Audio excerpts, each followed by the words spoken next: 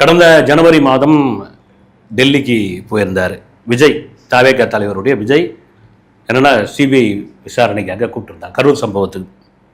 என்னென்னலாம் சொல்லியிருந்தாங்க. அரெஸ்ட் ஆக போகிறாரு, தீகார் ஜெயிலில் அவருக்காக காத்துக்கிட்டு இருக்கு, அங்கேயே மடக்க போகிறாங்க, கேள்விகள்லாம் பதில் சொல்ல முடியாமல் திணற போகிறார். அவள் தான் ஒரு 3 நாள் அங்கே இருக்க வேண்டியதாக இருக்குது. குற்றப்பத்திரிகை தாக்கல் பண்ணிட்டாங்க.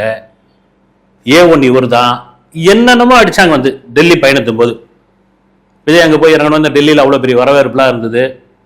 மக்கள் குறிப்பாக தொண்டர்கள் பெரிய அளவில் இதெல்லாம் பண்ணியிருந்தாங்க. ரைட், அவங்க கேட்ட கேள்விகள்லாம் பதில் சொல்லியாச்சுங்க, நான் வந்தாச்சு அப்படின்ட்டு இதாகிடுச்சு. அப்புறம் தேர்தலை முன்னிட்டு கூட கொஞ்சம் தள்ளி எனக்கு ஆஜராகிறதுக்கான இதுலாம் கொடுங்க எல்லாம் முடிஞ்சிச்சு.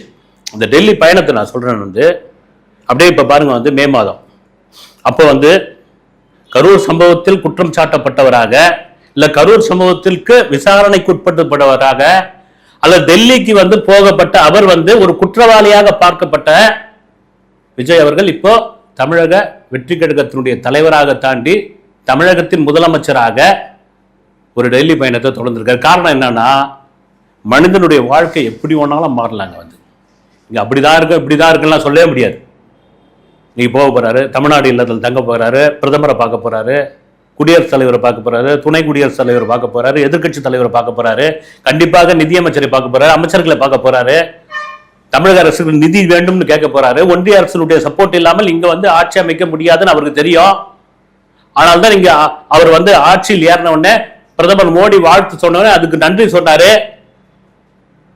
சில அழுத்தங்கள், சில வலியுறுத்தல்களாம் விஜய் உடன்படுவாரா அப்படின்ட்டுலாம் அது அப்பாற்பட்ட விஷயம்.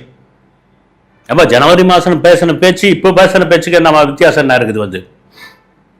அவ்வளவுதாங்க, சாப்டர் முடிஞ்சு போச்சுங்க. விஜயெல்லாம் அவ்வளவுதாங்க, காலிங்க அப்படின்னு சொன்னவங்க ஒரே காரணம், விஜய் இந்த இடத்தில், முதலமைச்சர் விஜய் இந்த இடத்தில் அமருவார் அப்படின்னு யாருமே எதிர்பார்க்கல.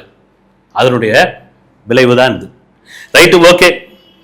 ஆட்சிக்கு 16-17 நாள் தான் ஆகுது. ஒரு லிஸ்ட்டை விட்டே போட்டு காமிக்கிறாங்க. இவ்வளோ கொலைகள், இவ்வளோ பாலியல் துன்புறுத்தல்கள், இவ்வளோ அட்ராசிட்டிகள், இவ்வளோ ரவுடிசம். சரி, ஓகேங்க, என்ன பண்ண முடியும்? என்ன பண்ண முடியும்னா இன்னும் போகணும் இல்லை, தினம் தினம் நடந்துட்டு தான் இருக்குது.